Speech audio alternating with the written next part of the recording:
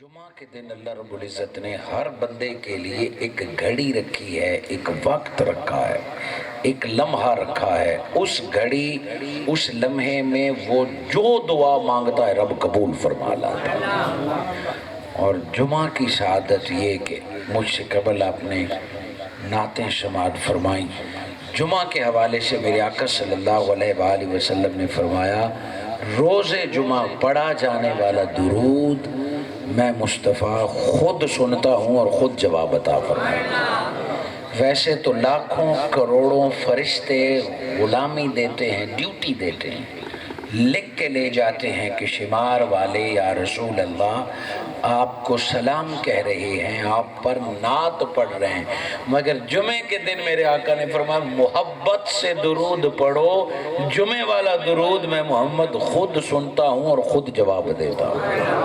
یقیناً اس وقت تک آپ نے کئی سعادتیں جمع کر لی ہیں، قرآن مجید کی تلاوت، ذکر اذکار اور درود پاک۔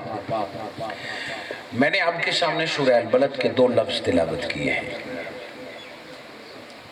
اور وہ 2 لفظ بڑا معنی خیز ہے۔ اللہ جل مجدہ نے فرمایا ووالد، والد ہم اردو میں بھی استعمال کرتے ہیں، اور عربی میں بھی باپ کے لیے والد، پیدا کرنے والے کے لیے لفظ استعمال ہوتا ہے والد۔ اللہ رب العزت نے فرمایا مجھے قسم ہے باپ کی وما ولد، اور اس کے بیٹے کی، باپ کی قسم اور اس کے اولاد کی قسم، باپ کی قسم اور اس کے بیٹے کی قسم۔ یہ اللہ رب العزت جو قسمیں کھانے کا محتاج نہیں ہے، یہاں اللہ رب العزت نے باپ کی قسم کھائی ہے۔ اور زمین پر جتنے انسان موجود ہیں، یا وہ باپ ہیں یا وہ بیٹے ہیں، ایسا نہیں ہو سکتا کہ کوئی شخص باپ بھی نہ ہو اور بیٹا بھی نہ ہو۔ آدم علیہ السلام کسی کے بیٹے نہیں ہیں، مگر تیرے میرے ہم تمام کے وہ باپ ہیں۔ جو بھی ہم میں بیٹھا ہے وہ ضرور کسی کا بیٹا ہے، سوائے آدم علیہ السلام کے ہم سارے بیٹے ہیں۔ اور ایک وقت آتا ہے بیٹے کو اللہ رب العزت مقام ابویت یعنی باپ بنا دیتا ہے۔ یہ رشتے بھی بہت ہیں، تعلق بھی بہت ہیں، مگر رشتوں میں ایک رشتے کی قسم اللہ نے کہی کو کم کرے، وَوَالِدٍ وَمَا وَلَدٍ، باپ کی قسم اور بیٹے کی قسم۔ یہی ایک رشتہ ہے پدر اور پسر کا جس کی قسم اللہ نے کھائی ہے۔ اور حیرانگی کی بات یہ ہے کہ پہلے اللہ نے اپنے لیے نفی فرمائی، لم یلد ولم یولد، اللہ نہ کسی کا باپ ہے نہ کسی کا بیٹا ہے۔ پہلے اپنی نفی فرمائی اور پھر اسی کی قسم کھا لی ہے۔ قسم کھانے سے اہمیت واضح ہوتی ہے۔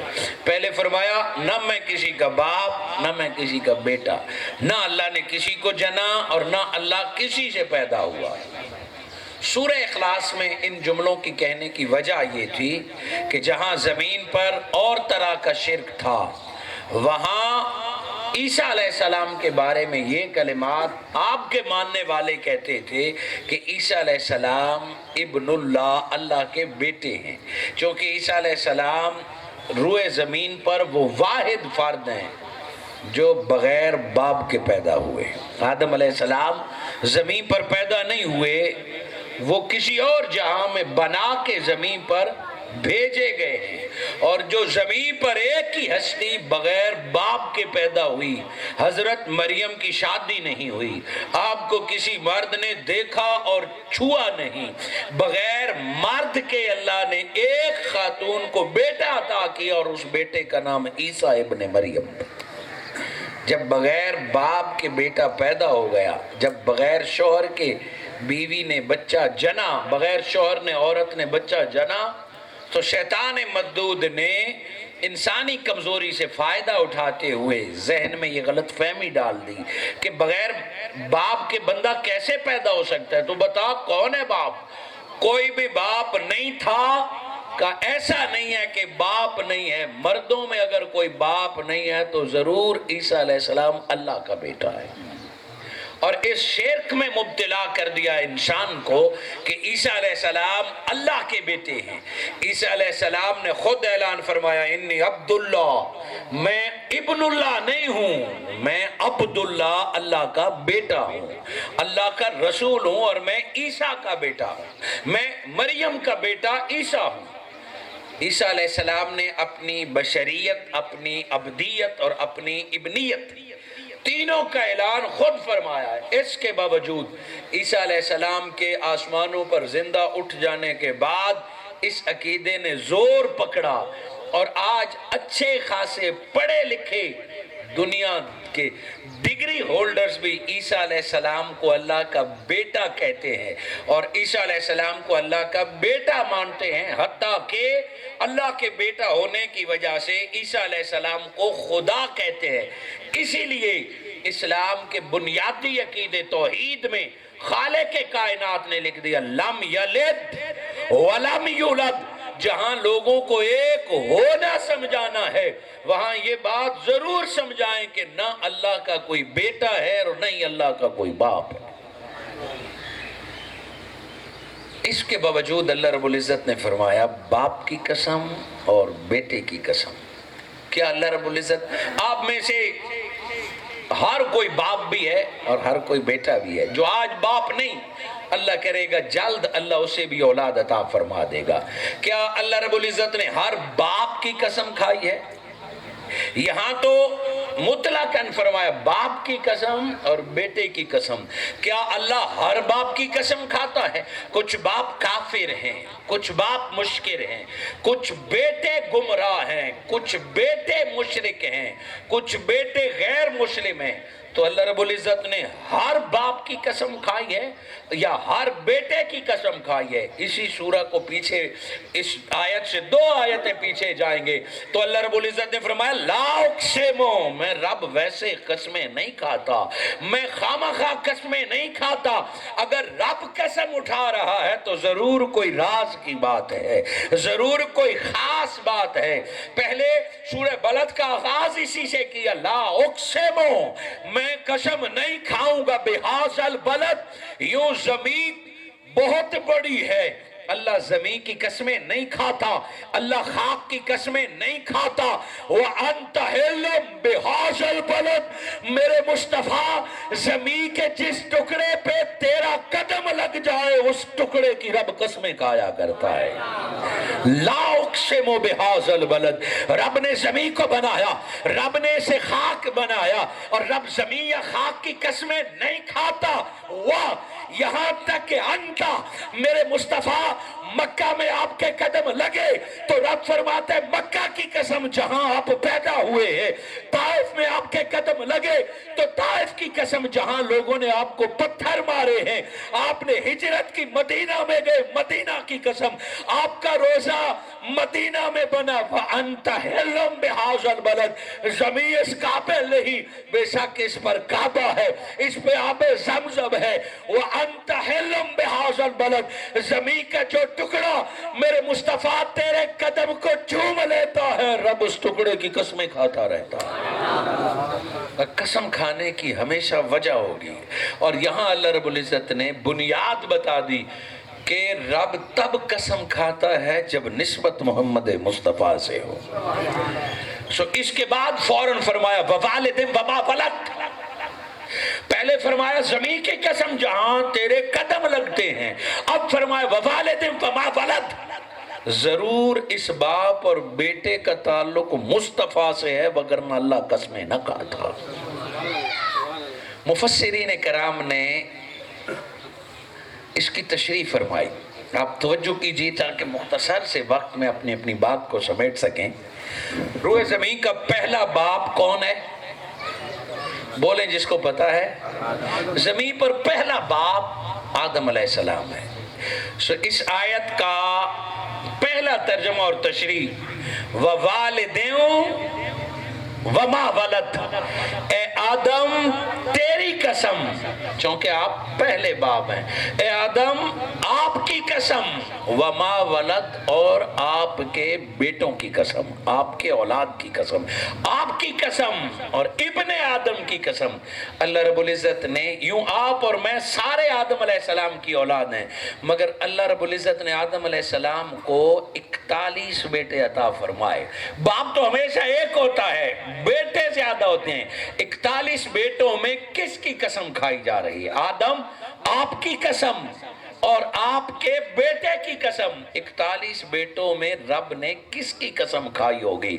सो जब हम तवारीख और कुतब का मुताला करते हैं तो आदम अलैहिस्सलाम का जब दुनिया से पर्दा फरमाने का वक्त आया तो अपने 40 बेटों में एक बेटे को पास बुलाया और उस बेटे का नाम था हजरत शीस अलैहिस्सलाम। क्या नाम था?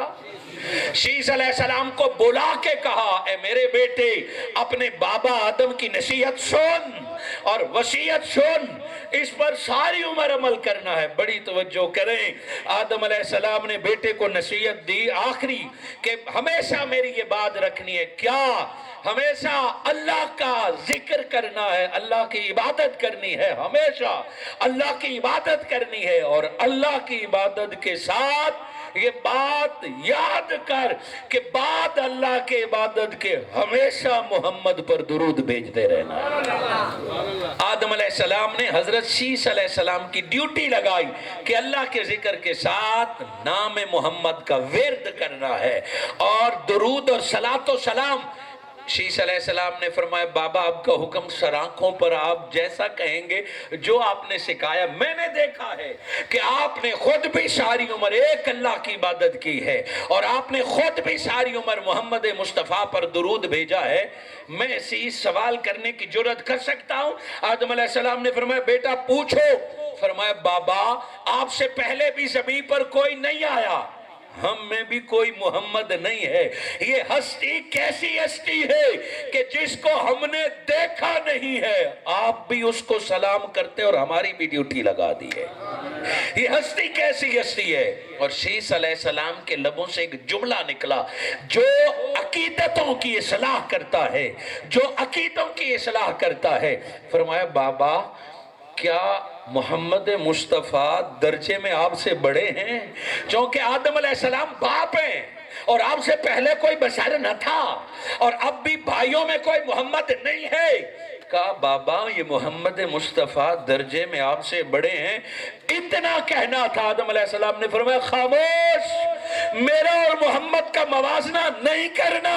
हाँ, मकाम समझना चाहता है तो सुन, मोहम्मद है मेरा बेटा, मगर वो ऐसा बेटा है कि जिसके बारे में रब ने फरमाया, ए आदम अगर तेरा बेटा मोहम्मद पैदा न करना होता तुझे कभी पैदा ही नहीं करता। बाप की वजह से बेटे पैदा होते हैं, मगर मोहम्मद मुस्तफ़ा वो बेटे हैं जिनकी वजह से बाप पैदा किया गया है। ए आदम, न तुझे पैदा करता, न कायनात की किसी शय को पैदा करता। और ए मेरे बेटे शीस, अगर मकाम मुस्तफ़ा जानना चाहता है कि हम क्यों आके तो जहां मोहम्मद मुस्तफ़ा जो तेरे मेरे नबी हैं, क्यों आदम अलैहिस्सलाम और सारे नबी उन पर दुरूद भेजते हैं? फरमाया, बेटा शेर, जब तेरे बाबा आदम को रब ने पैदा किया और पहली दफा निगाह खुली, सामने अर्श नजर आया रब का। रब के अर्श पर एक इसमें अल्लाह लिखा हुआ था और इसमें अल्लाह के साथ जो जुड़ा हुआ नाम था वो इसमें मोहम्मद था। और तेरा बाबा जब जन्नत गया, आदम अलैहिस्सलाम को जब अल्लाह ने हुक्म दिया जन्नत जा, जन्नत के दरख्त के जिस पत्ते को देखा, हर पत्ता इसमें मोहम्मद से सजा हुआ है। और जब तेरे बाबा से एक बात सरजद हुई और अल्लाह रब्बुल इज़्ज़त ने ज़मीन पर भेजा, 300 साल तक मैं आदम रो रो के रब से माफी मांगता रहा, मौला मेरी वो बात माफ फरमा दे। 300 साल तक मैं आदम रोया ایک دن عرش کا اس میں محمد یاد آ گیا، ایک دن جنت میں لکھا ہوا اس میں محمد آ گیا، فرمایا اے اللہ مجھے معاف فرما دے صدقہ اس میں محمد کا۔ رب نے فرمایا آدم تجھے معاف تو کر دیا، بتا کیف عرفت محمد، تو نے محمد کو کیسے پہچانا؟ اے اللہ جب مجھے زندگی ملی تو آنکھ کھلتے ہی تیرے نام کے ساتھ جس کا نام دیکھا وہی اس میں محمد ہے۔ کہ میرے بیٹے شیس وہ میرا بیٹا ہے مگر اس کی وجہ سے مجھے پیدا کیا۔